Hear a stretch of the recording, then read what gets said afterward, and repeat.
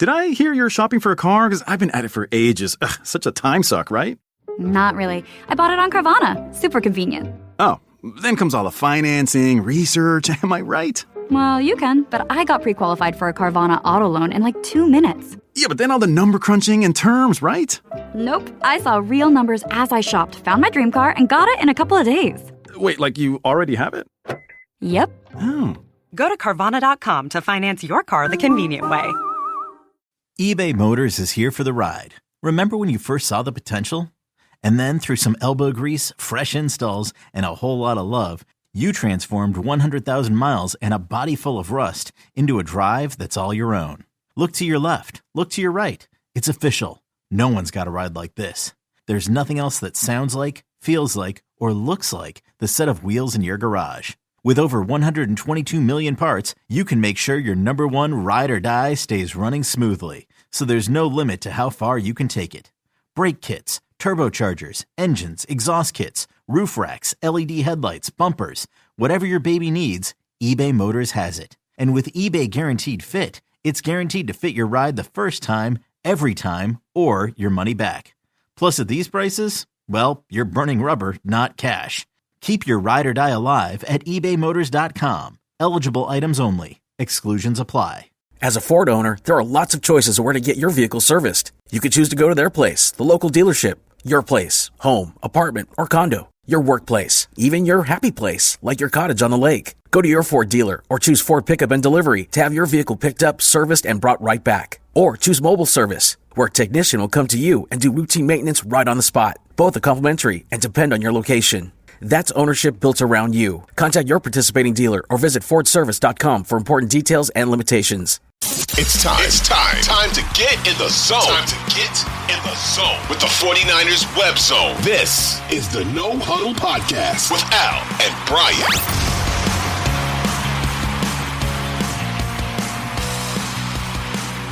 What's up, faithful? You're listening to another episode of the 49ers Web Zone No Huddle Podcast, a part of the Odyssey Network. I'm Brian Renick. Al is off today, but I am thrilled to have friends of the show, friends in real life, 49er family, Jason Aponte and Steph Sanchez. Jason and Steph, thanks so much for giving me some time today. How you guys doing? I'm good, except for the fact I got to do a show with Jay again, this bozo. Holy cow, man. I was just going to say, I'm lucky enough to do 2 shows with Steph, man. Gee, like, oh my God, we're up to a blazing start. Now negativity's taking over. I thought the vibes were high. It's the yin and yang, baby. It's the yin and yang. I know that you guys had a vibe check episode earlier. I just wanted to check in with you guys again. Wanted to do a vibe check before we started here. A lot has happened over the past really kind of 5 days. And it really has, there's been some really high highs and some really low lows since Brandon Ayuk signed his massive extension.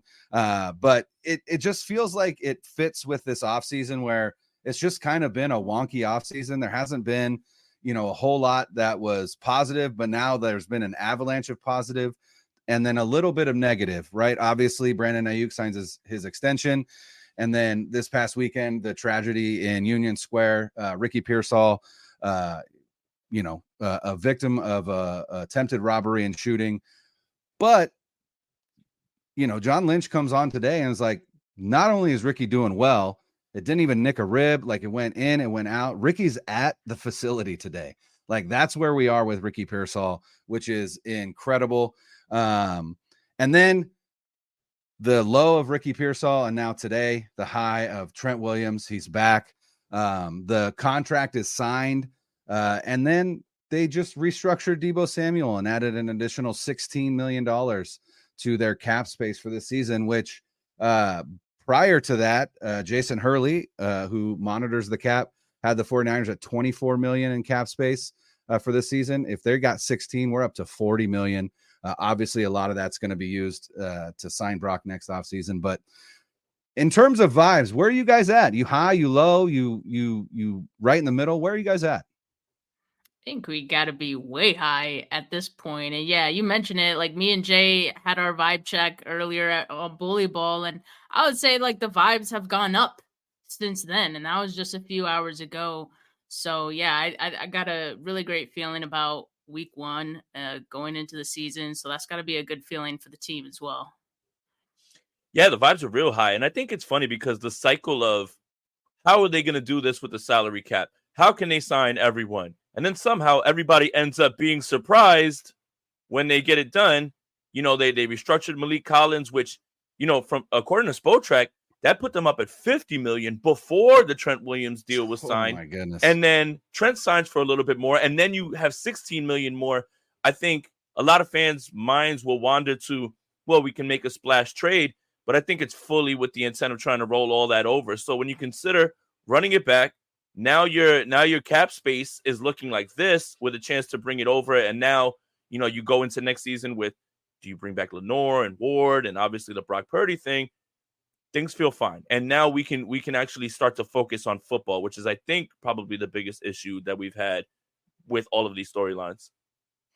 Yeah, you know, it's interesting. Al and I have kind of talked all offseason about, you know, if the 49ers end up re-signing or extending Brandon Ayuk, that probably signifies that this is the last season that Deebo Samuel will be a 49er.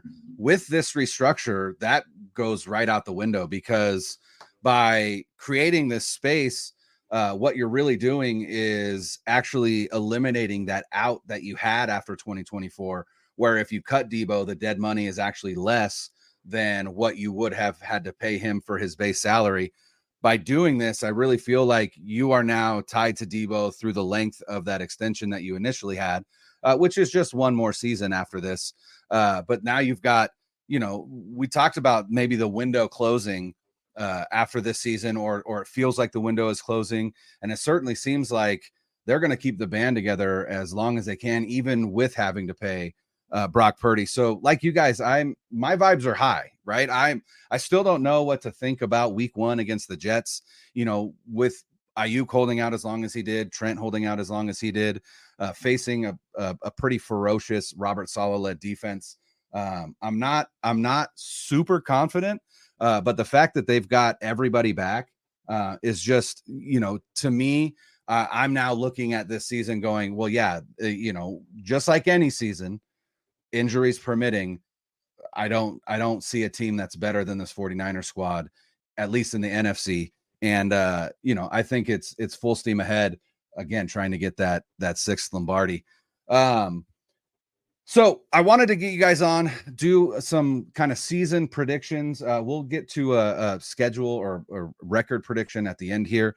But the first thing that I wanted to touch on is, you know, one of the things that was a little unnecessary, or a little not unnecessary, a little unpredictable would be to look at Brock Purdy and try and kind of figure out, is he primed for regression? Is he going to be a lot similar than he was last year, better, whatever? But it was hard to think about when we're like, we don't know if he's going to have Brandon Ayuk. We don't know if he's going to have Trent Williams. We've seen the numbers when he doesn't have them. It's not great. But now that he does, where do you guys land on what you think this next season for Brock Purdy is going to look like? Is he going to back up last season with a season as similar or better? Do you think there is some regression there? Where do you guys land on kind of the Brock Purdy prediction for 2024? I mean, I think, you know, we spoke about this even before the Brandon Ayuk and Trent Williams questions and all that. Assuming that they were going to be here, I think we would say that, you know, we expect Brock Purdy to have a good season, but statistically maybe not as good as last season, because that's pretty hard to top. I will say that I probably expect efficiency numbers to remain somewhat the same, just because Kyle Shanahan has had a history of his quarterbacks, even with Jimmy Garoppolo, having pretty high efficiency numbers. So I could see that being around the same. But I think there will probably be some regression. Like I could see interceptions, you know, being up. His turnover worthy rate was pretty high, to the point where, like, you know, you can kind of figure that he was a little lucky at times. And so I do think some of that luck probably a little less this year. And so, yeah, I could see that being a little bit higher. But aside from that, like, I think he's still going to be a really good quarterback for this team. I think we're going to see some growth, some maturity as far as him being the leader of this offense. I mean, he already was last year, but I think he's ready to take it up a notch. But maybe statistically not as high as last year. It's hard to duplicate that kind of efficiency, and it was almost like jarring to see. So I think if you're just playing log of averages, you'll see that. I think that the regression won't be in his play. It may be in numbers. And what I mean by that is there's a world where he doesn't put up the same numbers, but we can look at him factually and say he's improving and he's a much better quarterback, even if the numbers don't bear it out.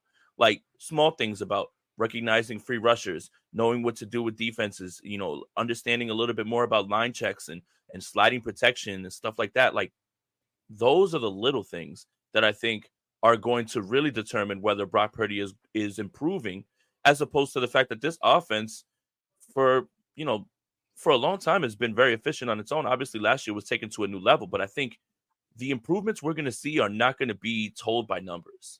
I don't think in any way. And I think that's how we'll be able to judge him. If you're going based on law of averages, then it's so hard to duplicate that again, even if the whole band is back together. And, there could be a world where Brock is improving too, like numbers wise, but like it's more for me what's going to happen here, what he's going to be doing here in moments where there's a free rusher. Do we slide the protection? Do we understand when to check out of things? That's the improvement that I think is really going to be tangible that you're going to be able to see. And maybe the stats won't be able to bear that out. Yeah. One of the things that I think is interesting about this team is, this idea of, we just take it for granted that Kyle Shanahan is probably going to coordinate a top 10 offense any season that he is a play caller. And I agree with that, because history bears it out. As long as he has health at the quarterback position, as long as he has health along the offensive line, he is going to produce a very impressive offense. The one thing that I think is interesting is as efficient and as dominant as that offense has been over the course of his time here, including last season, it has stalled out at the most inopportune times, being the Super Bowl against the Chiefs, against Steve Spagnuolo.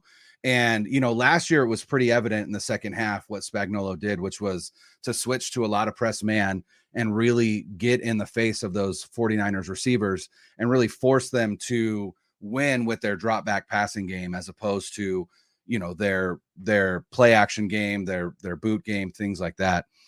I have to wonder, we look at just clues as to maybe Kyle Shanahan is evolving a little bit or trying to get this offense to evolve a little bit more. And I look at two things specifically. One, the drafting of Ricky Pearsall and Jacob Cowing this season, right? Bringing in two guys who, one guy who very similar to Brandon Ayuk, a route technician, can get open against press man or against man coverage. And then Jacob Cowing, a guy who is fearless over the middle, but also that speed element that could take the top off the defense, which the 49ers haven't really had, right? They had Danny Gray. That didn't really work out. But Danny Gray also, wasn't a guy that was known for his blocking, whatever, his grittiness, if you will. Whereas Jacob Cowing is that's kind of his game.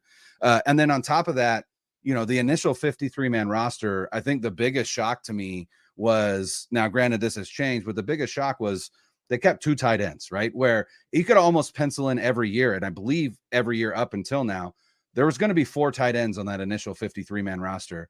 Right. And to the point where you're asking yourself, like, how are we letting go this guy so we can keep like Levine Toilolo, right? Like those are the kind of decisions they've made in the past. They kept 2, right? They brought Eric Saubert back. They have 3, but this is the first time that they haven't kept 4, which again, kind of, and maybe I'm reading it wrong, but I just genuinely believe that trying to maintain Christian McCaffrey's health for a season, I think, is important. And I think one of the ways that you do that is to lessen the load on him, especially in the run game. I'm pretty convinced that the 49ers are going to throw more this season than we've seen in a long time. And even more than we saw last season. And you look at, the fact that you're paying Brandon Ayuk $30 million a year now. You've got Deebo Samuel, who with this extension, we know is going to be here this year and probably next year as well. You've got one of the best pass catching tight ends in the NFL in George Kittle. You've got all these new weapons to use. I just feel like I agree with you that, it's not fair to think Brock Purdy is going to produce a season like he did before, but I think he might have more opportunity this year, which means that we could see those counting stats go up this year. And it wouldn't surprise me at all. The question is Brock Purdy up to the task? And we're going to find that out, but there's nothing that tells me that he's not. I can't really hold anything that happened in the preseason against him. He was playing without an offensive line for the most part, and with guys that he's not going to throw the ball to in the regular season. So I'm not really concerned with that. But it'll be interesting to see, like I said, do they evolve the offense in preparation to meeting the Chiefs and Steve Spagnuolo in the Super Bowl? Because I have to think that in their minds, that's the inevitability. If we're getting that 6th Lombardi, we got to go through KC. I mean, you know that the 49ers can beat teams within their conference as built. Like we've seen that.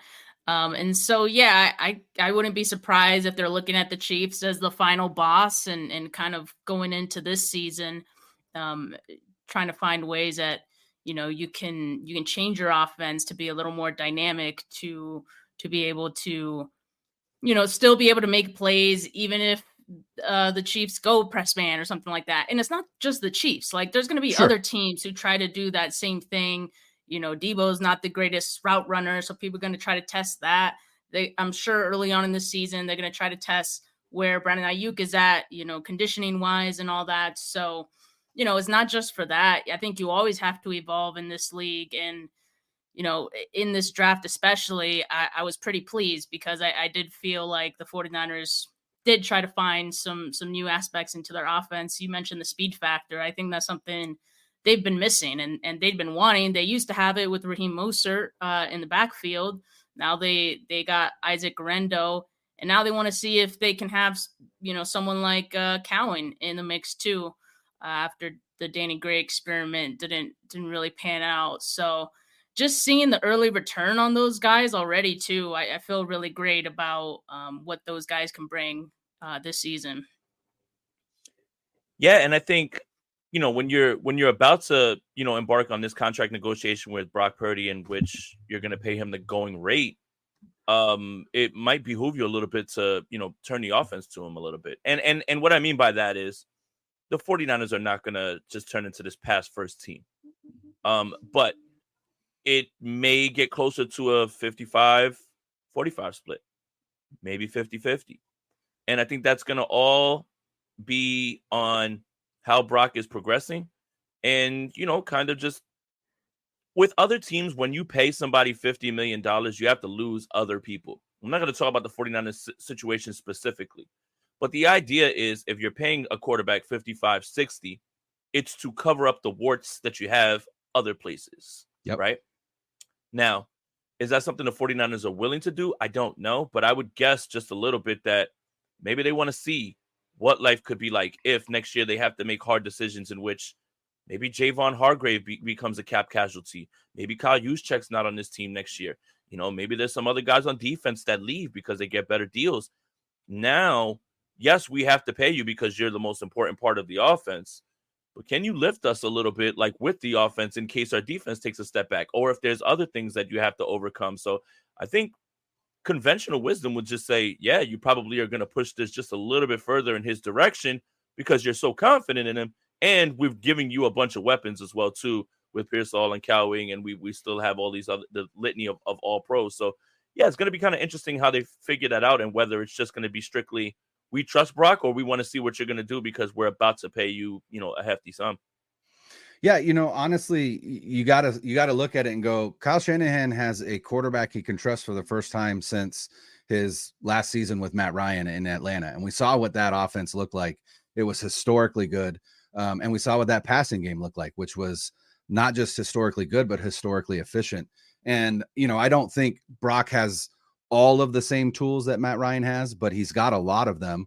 I think the only one that he's missing is I think Matt Ryan's arm was a little bit better. And I think there was a little bit more with Taylor Gabriel, a little bit more over the top, but we also might see Kyle Shanahan trying to push that a little bit more, especially early in the season, just to see where he's at. as he again tries to kind of figure out where is this offense going to take a step forward, and evolve a little bit with a trigger man that I finally trust. Because let's be perfectly honest, he did not trust Jimmy Garoppolo. We know that by play calling. We know that, hindsight being 2020, all of that stuff.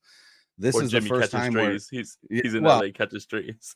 Well, he's not in LA catching strays because he's suspended for the first 4 or 5 weeks. Okay. So he's off somewhere. But yeah, it just, like I said, this is the first time I'm not saying that he didn't trust Brock last season, but coming off an arm injury, you don't know what you have in him. You still only had 7-8 games with him. That's not enough to engender trust. Now you had a full season where you've seen him operate your offense. And outside of that stretch where, they only scored 17, which largely was because Trent was hurt and then out, and then Debo was out. You've got proof of concept now. And so, are you going to turn the keys over? And again, both to evolve the offense, but also Kyle Shanahan loves him some CMC, and he's already talked about, we need to save him from himself. That's the key. Again, health in the postseason more than health in the regular season. And really you're probably chasing one, maybe two teams in the NFC for that 1 seed. I think it's the Lions. And then, you could argue, is it the Eagles? Is it the Cowboys? Is it the Packers? Right. I think those 5 teams, the 49ers, the Lions, the Packers, the Cowboys, and the Eagles, are probably the top 5 in the NFC. And this is a team that is old and probably would love to have that 1 bye. And so, you got to kind of balance, do we just go all in to get that bye and then hope for health, or do we, dial it back and maybe not get the bye, but we go into that season with CMC healthy, with Trent healthy, with all these guys. This is the first season, I think, where we really look at it and go, this is a team whose offense is going to carry them more than the defense.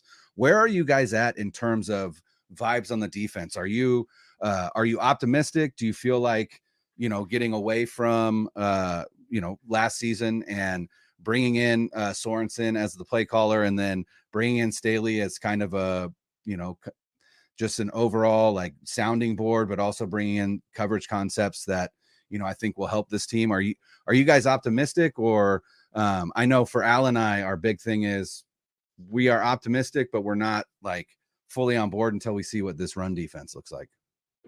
That's exactly what I was saying this morning, that, the run defense is still very much a question mark to me. I know the preseason is a preseason, but that didn't exactly encourage me on anything. So I'm just going to hold my breath and wait to see what it looks like in the regular season. Maybe it has improved, right? But we just won't know. And week 1 presents a huge test because you got Breece Hall, a revamped Jets offensive line as well. They're going to try to run the ball and ease Aaron Rodgers back into action. So we'll find out, I think, pretty soon what that run defense is going to look like. I have, no worries about the secondary. I think it's going to be maybe one of the best secondaries in the league because you got one of the best corners in the game, or 2 of the best corners, I think, in Mooney Ward and Lenore. I really think Lenore is going to take a leap this year and probably put together an all-pro season. So you got those 2 guys, and I think they've improved like their third corner as well. Yes. In whether it's Isaac Yiadom or Renato Green, quite honestly, whoever it is. And me and Jay were talking about that earlier too, that we don't really know who's going to be that third corner to come in, but I feel confident either one of those guys, whatever the 49ers decide on that one. So the cornerback room's way better. I think Jair Brown is going to have a tremendous year this year as well. I liked what I saw from George Odom as well in the secondary. I think he's going to do just fine while Hufanga, we're still waiting on him. So I guess the biggest question mark for me is the run defense. I think the pass rush, they'll figure out a way to still continue to be productive with Bosa and Floyd.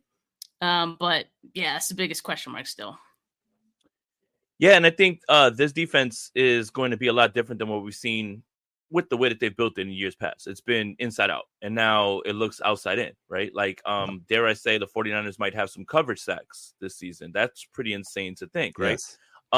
While the 49ers defensive line is probably not as deep as it's been, since 2019, like I would say that, and I don't think this is hyperbole, this is probably the least amount of depth that they've had on the defensive line in terms of star power, like across the board, right? You lose Armstead, you're still trying to figure out the other spots and everything as well, too. You bring in a very solid player, Emily Collins, who I think is going to fit right in.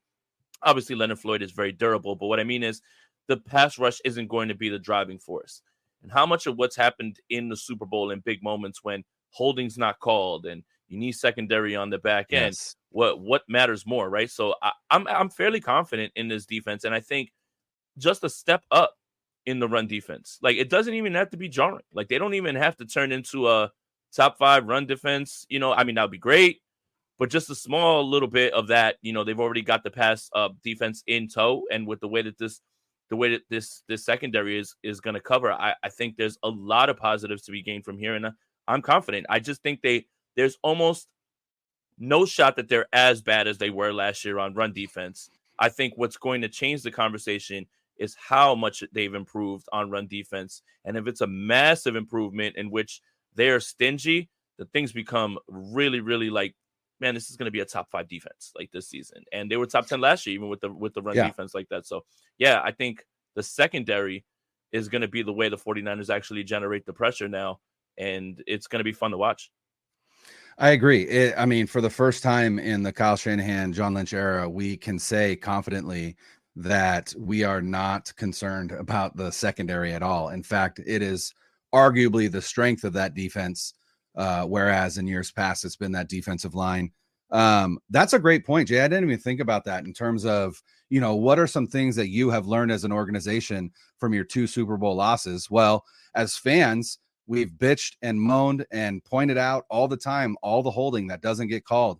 And it certainly seems like that's just par for the course. And so how do you course correct? How do you go from, look, we built this defense around this defensive line to get to the quarterback, but if the refs aren't going to allow that, how can we evolve? And so you see them bring in Isaac Yiadom. You see them draft Renardo Green. You see them draft Malik Mustafa, who I think is going to play a large role in this defense at some point. I love Mustafa, and I love the way he plays the game. A little reckless right now, and I think the between the ears part is where his growth needs to come, but reminds me of Hufanga in that he's just always around the ball, always a heat-seeking missile, just ready to do damage to any ball carrier that he finds.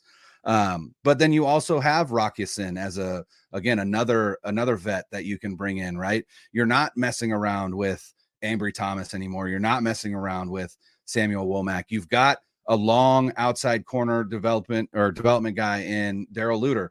Another guy that could end up having a larger role starting next year, because I just think that they have to choose between Lenore and Ward at the end of the season. And I would assume it would be Lenore as the younger player. But again, like you guys said, we're going to have to see when it comes to the run defense, because, you look at this opening schedule, and 3 of the first 5 teams that they play are tremendous running teams, teams that are built around the run, in the Jets, the Rams, and the Cardinals. And we'll get to the schedule here in a little bit. But, when we've talked about both sides of the ball and kind of where we think, where we're excited, maybe where we're not. My dad works in B2B marketing. He came by my school for career day and said he was a big ROAS man. Then he told everyone how much he loved calculating his return on ad spend. My friends still laugh at me to this day. Not everyone gets B2B, but with LinkedIn, you'll be able to reach people who do. Get $100 credit on your next ad campaign. Go to linkedin.com/results to claim your credit. That's linkedin.com/results. Terms and conditions apply. LinkedIn, the place to be, to be. When you think about businesses that are selling through the roof like Aloe, Allbirds, or Skims, sure, you think about a great product, a cool brand, and brilliant marketing. But an often overlooked secret is actually the businesses behind the business, making selling and, for shoppers, buying simple. For millions of businesses, that business is Shopify. Nobody does selling better than Shopify, home of the #1 checkout on the planet and the not-so-secret secret with Shop Pay that boosts conversions up to 50%, meaning way less carts going abandoned and way more sales going. So if you're into growing your business, your commerce platform better be ready to sell whenever your customers are scrolling or strolling on the web, in your store, in their feed, and everywhere in between. Upgrade your business and get the same checkout experience as business powerhouses like Alo, Allbirds, and Skims. Sign up for your $1 per month trial period at shopify.com/Odyssey Podcast, all lowercase. Go to shopify.com/Odyssey Podcast to upgrade your selling today. Shopify.com/Odyssey Podcast. The show is brought to you by Shady Rays. Don't forget to gear up before going outside with quality shades that are built to last. Our good friends at Shady Rays have you covered with premium polarized shades that, trust me, won't break the bank. It's easy to support their brand knowing that Shady Rays is an independent sunglasses company that offers a world-class product. Just ask their customers. Their glasses earn 5-star ratings across the board thanks to their durable frames and crystal clear optics, making them the perfect choice for watching the game outdoors. Plus, if your shades ever go missing or take an unexpected hit, don't sweat it. They've got lost and broken protection, so you're covered from day one. Wear your Shady Rays with confidence, knowing that they have your back long after your purchase. If you don't love your shades, exchange or return them for free within 30 days. There's no risk when you shop. Head over to shadyrays.com and use code SHOP50 to get 50% off 2 or more pairs of polarized sunglasses. That was promo code SHOP50 for our discount. See for yourself why over 300,000 people have rated these shades 5 stars. But when it comes to MVP of each side of the ball, where do you guys stand on your offensive MVP? If obviously, CMC, Brock Purdy, I mean, it's hard to think anything else, but where do you guys stand on at the end of the season when we look back and we look at this offense, we go, man, it's because of this dude that this offense was the way that it was. Yeah, I think either of Brock or CMC would be a very low-hanging fruit type of answers. So I'll give a different one here. I'm gonna say Debo because nice. I just think like he's primed to have a big year. The offseason that he's had, looked to be like one of the best he's had since he's been in the league. And it looked like it translated, at least through training camp. And so I think it's going to carry into the season as well. And, I talked about it already. He's not the best route runner, but he's the best at what he does do well. So I think the 49ers are going to find or continue to have that role for him in this offense. And I think he's going to have a big year. Yeah, same. One podcast, one brain. I mean, it's got to be Deebo Samuel, right? Like, I think the way that we were thinking before we heard about the restructure, that this was going to be a contract year. I also think that Deebo hears a lot of the I can't run routes or, he can't run routes or anything like that. Again, no disrespect to, George Kittle, Brandon Ayuk, but they've never carried the 49ers the way that Deebo Samuel has. And a lot of people are lost on that because he took that into his contract negotiations and things got, ugly. But that might have been one of the most single greatest offensive seasons of any 49er ever. Yeah. And I think Deebo has a lot on his mind. He came in, very much, in shape. I think he hears it all. And I think Deebo is definitely someone who is motivated to not only quiet critics, but also put himself in a position where whether he's on this roster this year or next year or someone else, he's going to ask for a pay increase. The only way you do that is that you hoop like you do in a contract year. So I think it has to be Deebo Samuel. Yeah, it's hard to, if we're not going to pick CMC or Brock, it's hard not to pick Deebo. I mean, even Brandon Ayuk with a new contract, $30 million a year. I think Ayuk can build upon last season. I think for him, it's increasing those touchdowns. He only had 7 last season, making himself a red zone target. I think there is a world where Brandon Ayuk, gets up to 1,400, 1,500 yards, and 10 touchdowns. I think that'd be an incredible season for him. But if he gets there, I think, again, it's because either Deebo doesn't put up the numbers we think he could, or I don't know, something major happens where, Ayuk becomes the focal point of the offense. But there's just so many mouths to feed that it's hard not to pick either the guy that gets them the ball or the guy that runs the ball, and that's CMC. And so I agree with you guys. I think Debo is probably number 3 if you're ranking most likely to be MVP. But yeah, it's hard to pick against him if you're not picking Purdy or CMC. What about on the defensive side of the ball? We talked a lot about the secondary. Obviously, the defensive line still has the highest paid non-quarterback in the NFL in Nick Bosa. We've got him on the show with us, sitting in there in the background as well, number 97. Who do you guys think, if you're saying like this defense ends up being a top 10 unit, who do you think has the most effect on that happening? For one, I'll say your audio listener is going to be very confused when you said most was on the show, but I don't know. I feel like I almost have to say Bosa, but again, I don't want to go with the low hanging fruit. So if I had to give a different answer, I'm going to say Jair Brown. I mean, I think we were starting to see the trajectory for him in the playoffs last season. He was improving each and every week. I think even in this year's preseason, we were seeing like he'd make a play and I'm like, get that guy out of there. I've seen enough, So I think it's going to be like that during the season as well. I think he's just ready to take that next step. I think he's already a leader in that secondary as well, which is crazy to say because he's just a second-year player, but he's going to look like a vet, I think, in year 2. So I'm going to say him.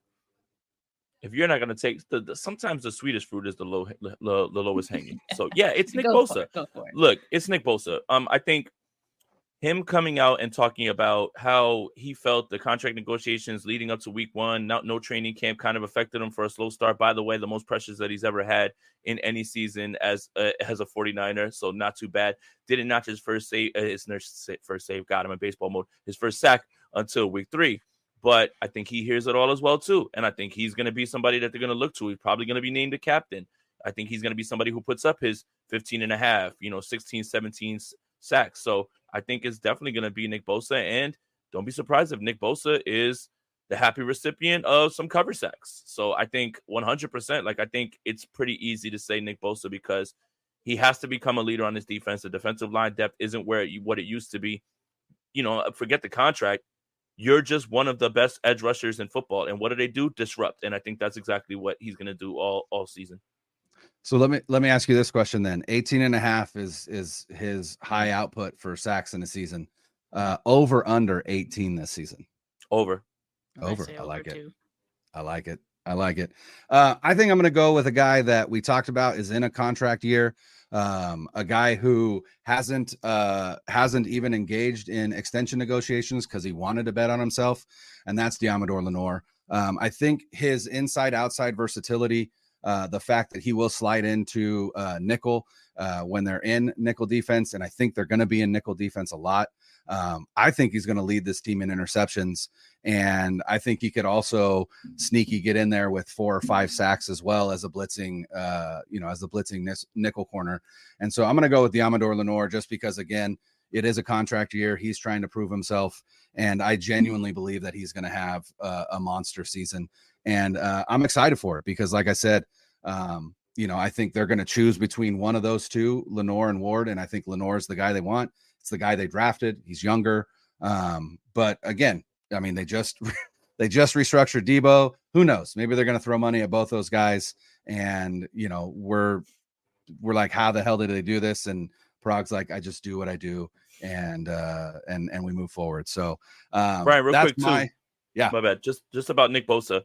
If Nick Bosa notches 15 sacks this year, he will become the 3rd player since 1982 with at least 15 in 3 of his first 6 seasons. The only other 2, J.J. Watt and Reggie White. Pretty good company. So I think he's definitely shooting for at least that. Excellent company. I love it. Attention sports enthusiasts, keep the adrenaline pumping and elevate your game day with Chumba Casino. It's completely free to play. No purchase necessary. Whether you're cheering from the stands, on the move, or relaxing at home, Chumba Casino brings the thrill of social casino directly to your fingertips. Experience the ultimate social casino adventure with reels of casino-style games, offering hundreds of exciting options to choose from and fresh new releases every week. There's always something new and thrilling to explore. From action-packed social slots and classic blackjack to engaging bingo and solitaire, the fun never stops. Plus, enjoy generous daily login bonuses and a fantastic free welcome bonus to kickstart your social gaming journey. Dive into the excitement. Discover a world where you can play for your chance to redeem some serious prizes and have a blast along the way. Don't miss out. What are you waiting for? Join now and immerse yourself in nonstop fun and adventure with Chumba Casino. Get in on the action today at ChumbaCasino.com and make every day a Chumba day. No purchase necessary. VGW Group. Void where prohibited by law. 18+ TNC supply. It's Odyssey's AI Minute, presented by Oracle. We all know what it's like to feel harried, but you definitely don't want your doctor rushing. AI technology, like Clinical Digital Assistant from Oracle Health, might be a solution. The new center at Stanford Medicine reports that AI can accurately listen and record clinical notes. 2/3 of physicians said it helped to save time. This means more time for clinicians to be present with their patients.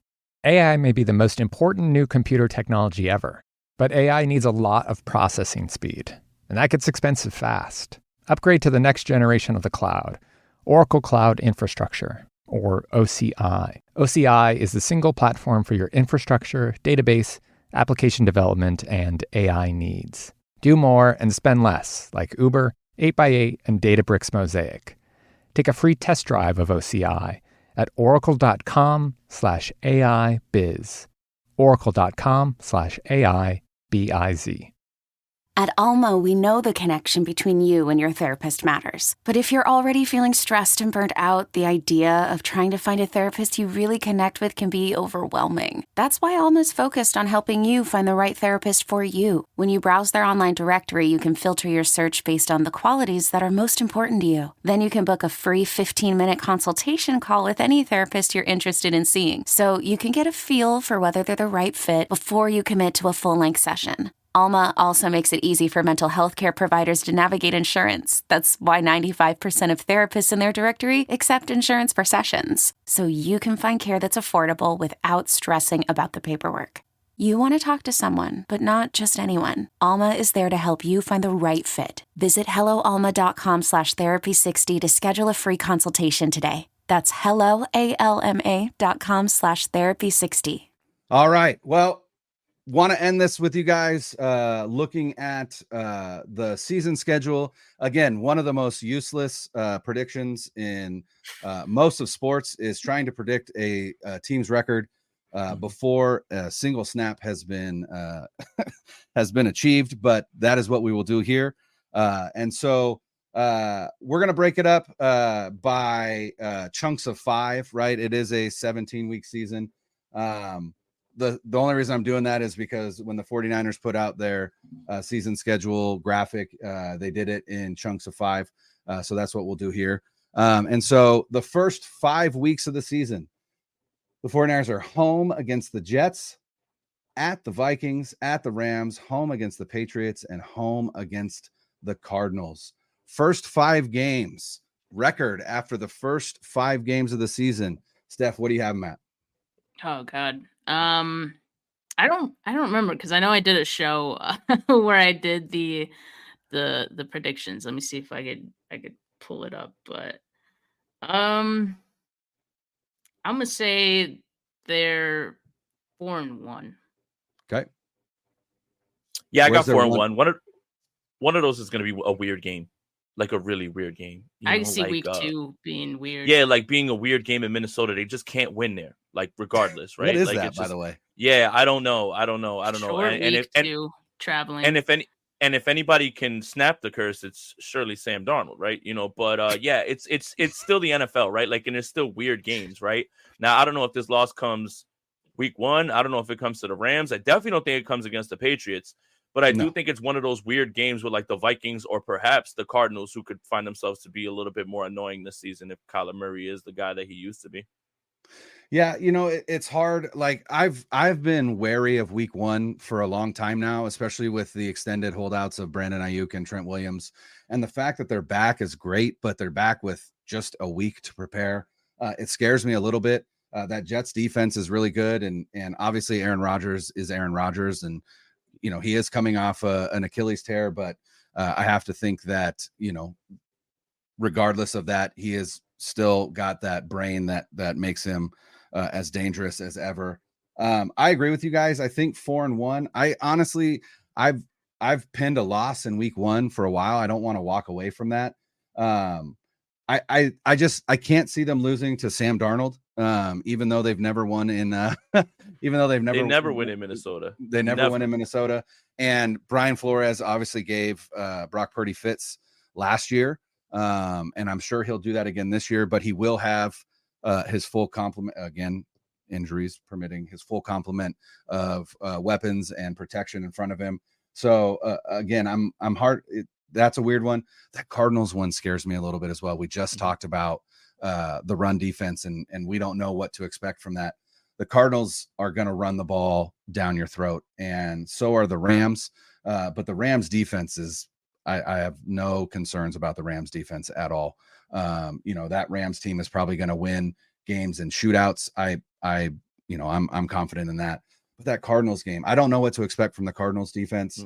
But it does scare me, because honestly, it's just, if you can keep the ball out of the 49ers offensive hands, then you're probably have a good shot at winning. And you do that by running the ball, and the Cardinals can do that. But I'll go 4-1 as well, with my loss coming week 1 against One more the funny Jets. thing. More funny thing about that Minnesota game is, the 49ers just lost Debo and Trent, but it was on a short week, like Steph said, and the Vikings didn't even have Justin Jefferson. Oh God! And we're all sitting there like, how is this team going to compete? How are they going to compete with the 49ers, regardless of the fact that they didn't have Debo and Trent? They still were the far better football team than the Minnesota Vikings. Yeah. But sure enough, football happens, and it's strange. You go back to all the times that they've been there, they've lost all of those games for different reasons. In 2018, Jimmy Garoppolo's first start, right? He throws to Pettis in the back of the end zone. You start to feel like, okay, well, this next one, we'll get him. Christian McCaffrey is going to be there. Everybody's going to be fine. It's still the Vikings. Nope, you got that crazy play at the end of the half with Steve Wilks calling that zero blitz and no Justin Jefferson. And yes, somehow they walk away with a win. And it was in primetime with Kirk. Yeah. Like, Kirk won a primetime game against the Niners. Yeah. Yikes. All right, our second 5-week block, week 6 at Seattle, another Thursday night at Seattle game. And maybe a bit of a trap game, because week 7, you're home against those damn Chiefs. And then week 8, another home game against the Cowboys. And then week 9 is a bye week. Love that bye week, by the way. 8 games, bye week. Then you got the last 9. Great bye week for them. Thank God it's not like week 4 for that would be outrageous. And then you come off your bye and you have to travel out to Tampa Bay against the Buccaneers.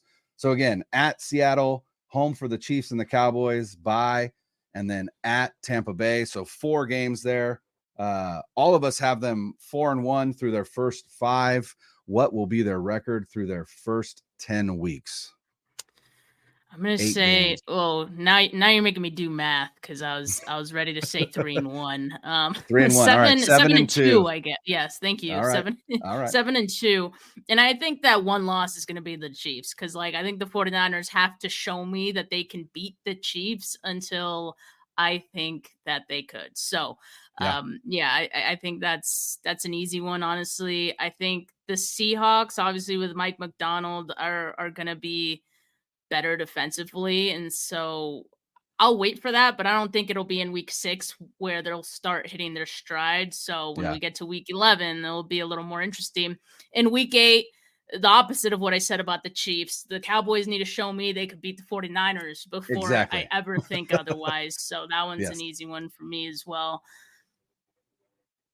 Yeah, 7-2, and Steph's taking all my points. It's just like, in the same way that I can't ever say there's going to be a W over the Chiefs, is Batman couldn't interrogate and beat me up to make me think that the Dallas Cowboys are ever going to, I can say out of my mouth that the Dallas Cowboys are going to beat the Niners. So the same way that I can't ever say, oh, they're going to confidently beat the Chiefs, I know for a fact the Cowboys can't beat the 49ers. So yeah, give me 7-1. With Seattle, I still need to see it. I don't see it with there either.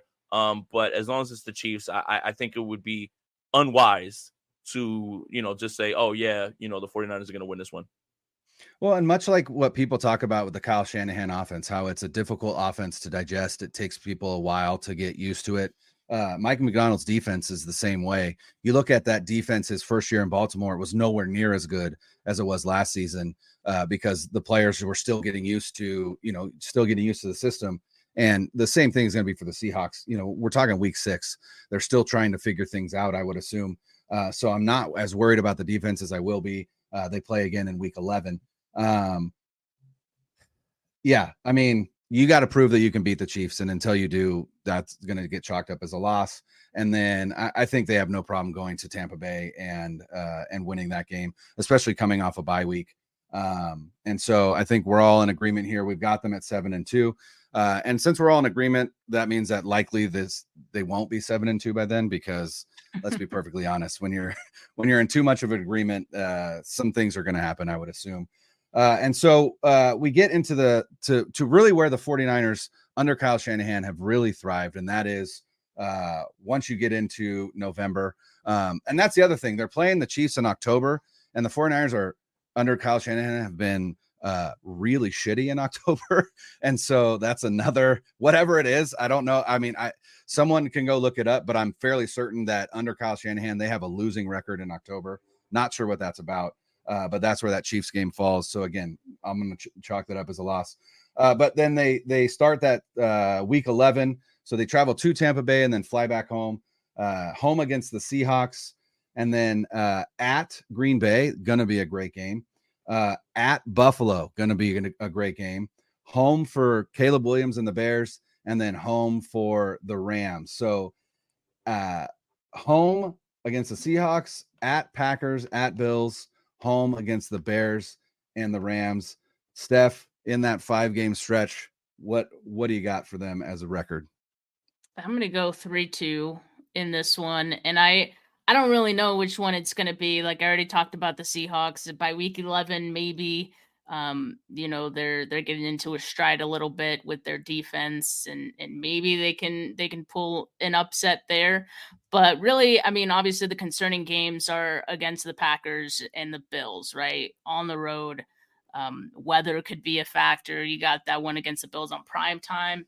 So I don't know exactly which one the 49ers will end up losing, but it wouldn't even shock me if they lost 2 in a row against the Packers and Bills. I would hate that, but I guess just in any of those games, 3-2. Yeah, I'd say 3-2 as well. I think the Buffalo game is the one that I'm definitely looking at, and the Packers one is definitely going to be tough. I still think the 49ers find a way to get that one done. There's going to be another weird game in there as well, too. And as far as Seattle, yes, Mike McDonald is a great defensive mind, but I also want to remind people that he's not bringing over Kyle Hamilton and Patrick Queen and all those guys from Baltimore over either. So, yeah, you can schematically dial it up, but he's able to do all those things in Baltimore because they had one of the best defenses in football at almost every single level. Seattle doesn't have anything near there. So, you're going to put them in better opportunities to succeed. But unless he's bringing over the Ravens, and that was part of the deal, I'm not going to be necessarily worried about the Seattle Seahawks. So as long as the Ravens still play in Baltimore, that's, I don't really care who the coach is for Seattle. But yeah, it's going to be this stretch where there's going to be some close games, and there's going to be some games where like one opportunity, a fumble in a critical moment, kind of changes things. A lot of traveling, cold, all that stuff. The 49ers are built to stand it, but it's a little bit arrogant to just say they're going to walk through and be 5-0 against all these teams. 100%. Yeah. I mean, there's you've got 3 playoff hopefuls in that stretch, in the Packers, the Bills, and the Rams. I think the Bears could be sneaky good this year with the talent they have on defense and what they have surrounding Caleb Williams. Now, obviously they have a rookie quarterback, but they've got a pretty impressive supporting cast. I think they're going to be better than people probably anticipate. I think all of those games are going to be tough. I think, again, you got to give this team, from what they've proven to us in the past, that they are built for this time of year. And so I think 3-2 is fair. 4-1, I think is optimistic, but still there. What I'm interested to see is if they stay somewhere between that Packers and Bills game, because it's the only travel they have where they're in the Midwest or East Coast for 2 straight games. But that's also that Packers game is right around Thanksgiving, so I'm not sure that they would do that to their players and their families. But again, I think the Packers and the Lions are the 2 biggest threats in the NFC, and the fact that they play them both in the regular season, I think is important. I think they end up beating the Packers. I'm going to give them a loss to the Bills, and then I'm actually going to give them a loss to the Rams on a short week on a Thursday. Again, maybe I'm crazy because it's the regular season and Kyle Shanahan doesn't lose to Sean McVay, but Sean's got to figure it out at some point. So, but yeah, I'm going to give him 3-2, which again, for all of us, we're at this point, we are at 11-4. And then the 3 remaining games at Miami, which again might be a great game, might not, depending on what the injury luck looks like for Mike McDaniel and his squad. And then home for the Lions, and then you finish the season at the Cardinals.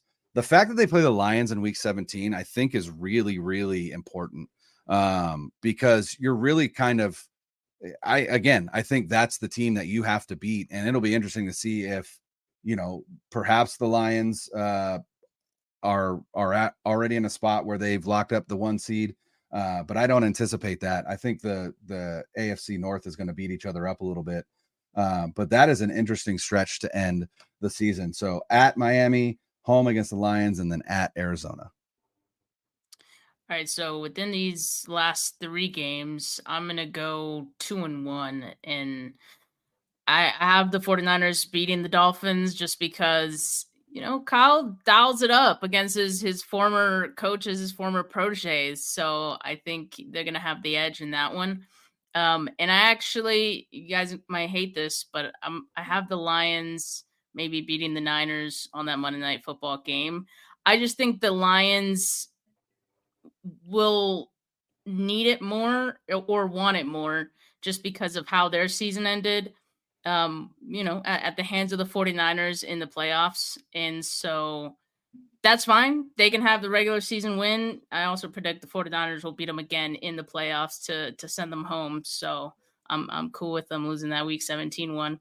And then obviously I'm not worried about the Cardinals in the least bit. So I have them closing out the season in a win too. Man, what happened to the game I love, Steph? 3-0, and the Lions get it too. 3-0. This one, you finish the season strong. You lock up the number 1 seed after knocking off the Lions, and you let them know you're close, but you still ain't the big dog in the yard. Yeah, the 49ers are going to have a lot to say in that game because people are going to just bring up, like, what happened in the NFC Championship. Nope, 3-0. Like, I think that's another game where, and Steph's bang on with the protege thing. Oh, protege, maybe that's why we should stop worrying about the Jets in week 1. Protege, oh, okay, you're on the other side. Let's go get him. Let's go play ball. So, yeah, I think the Miami game is a win. I think they really, really take it to Detroit to show that last year wasn't just them screwing it up and the 49ers finding a way to come back, which also should be for the number 1 seed if everything works out for what I think it's going to be. So, yeah, give me 3-0 with the 49ers rolling in and they don't lose another game all the way to New Orleans. Yeah, I think that again, the Lions are a different team away from home, which is why it's important to make sure that they don't get the 1 seed because they are tough to beat in the dome. Jared Goff does not play the same outdoors, even though it won't be rainy or anything. He'll be playing in his backyard where he played college football. But and again, I'm always going to bet against Jared Goff in a big game because that just, let's be perfectly honest.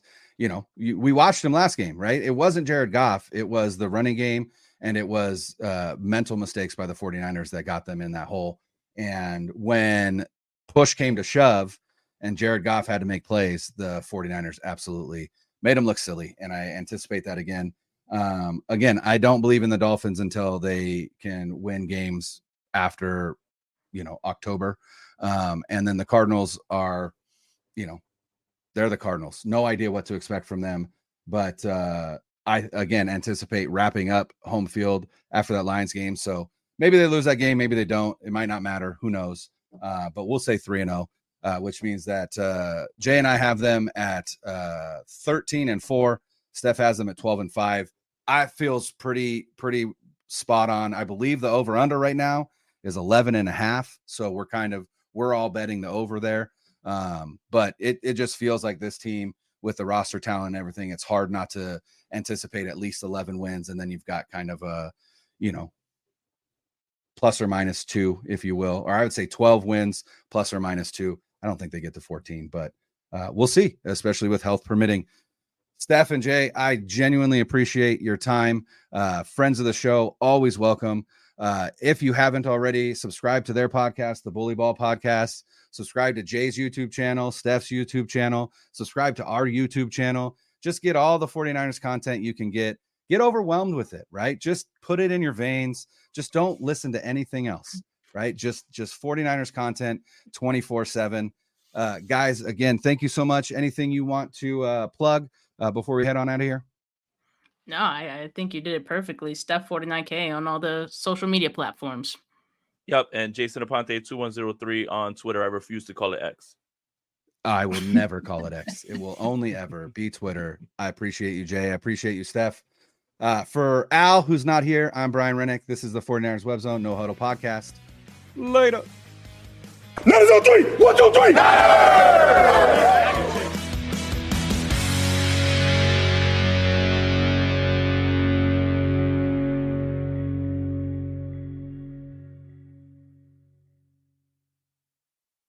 2400 Sports is an Odyssey company.